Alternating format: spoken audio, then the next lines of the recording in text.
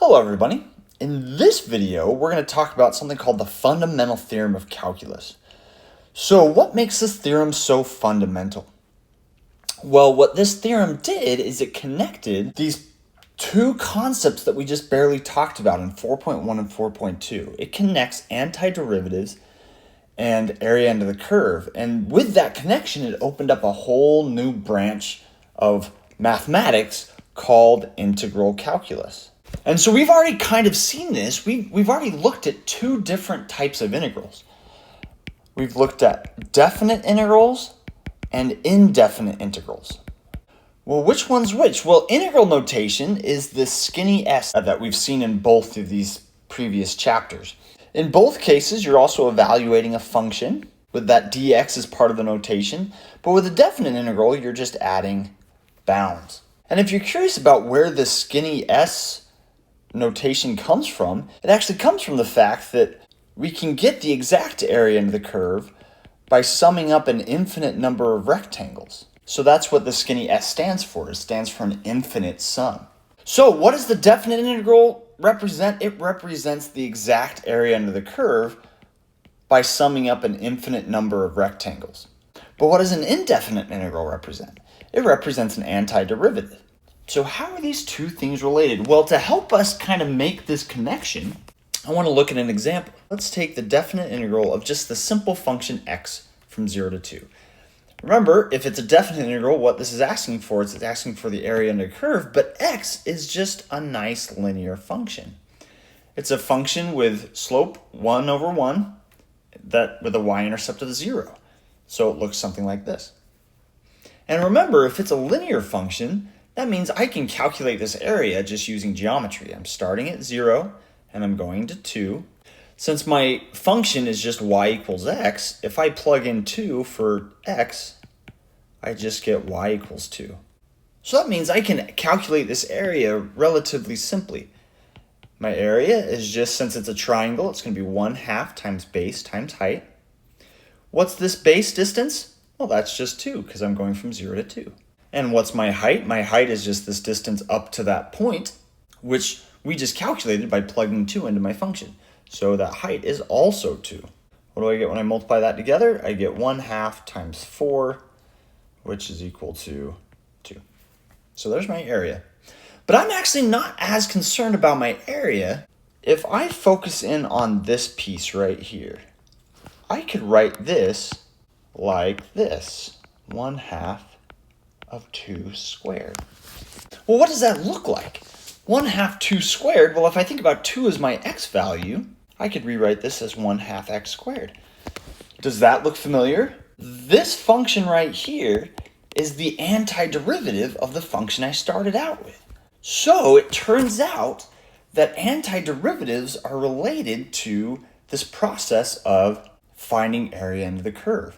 And so that's what the fundamental theorem of calculus is these mathematicians realized that there was this connection between area under the curve and antiderivatives, and they were able to come up with the following theorem. If I want to find the definite integral from a to b of some function f of x dx, all you need to do is find the antiderivative of that function, plug in your upper bound to your antiderivative, plug in your lower bound, and subtract those two values. Now, I don't see that here, but remember, my lower bound was just 0, so I could technically add this if I want, and it doesn't change the value. And then that matches my fundamental theorem of calculus. So, this was so fundamental that once again, it opened up the possibilities of calculating this area under a curve for all sorts of functions. We didn't have to have only linear functions that we could calculate the area under a curve for. I can now calculate the area under the curve for any function that I know the antiderivative of. And because this is now based off of antiderivatives, it turns out some of those antiderivative rules that we learned in 4.1 also apply to definite integrals. If I'm taking the definite integral of two functions added or subtracted together, you can just take the definite integral of each function individually and then add or subtract them. If you have a constant multiple multiplying a function that you're taking the definite integral of, then you can just pull that constant multiple out and then take the definite integral. Once again, the reason why these work is because we now know it's related to antiderivatives, and these were true for my antiderivative. But that right there, that is my fundamental theorem of calculus. And once again, what this means is that as long as I know the antiderivative of my function, I can calculate the area under the curve over a specific interval. Now, something to keep in mind, if I were to switch that integral that we looked at the very beginning to the definite integral of negative x dx from 0 to 2, what's going to happen? Well, of course, with that constant multiple property that we just barely learned, I can pull out that negative, and then of course we already know the value of it. So what happens to my answer? My answer ends up being the same thing, just negative. Well, if I look at a picture of what's actually happening here, negative x is the same function as positive x, except it's just going downwards instead of going upwards. And what we just found is this area between 0 and 2. But because it's already underneath the x-axis, I'm not doing the area under the curve, I'm doing the area up to where it meets the x-axis. And notice, how does the integral count that area? It counts that area as negative. So that's something to keep in mind as we move forward with this concept.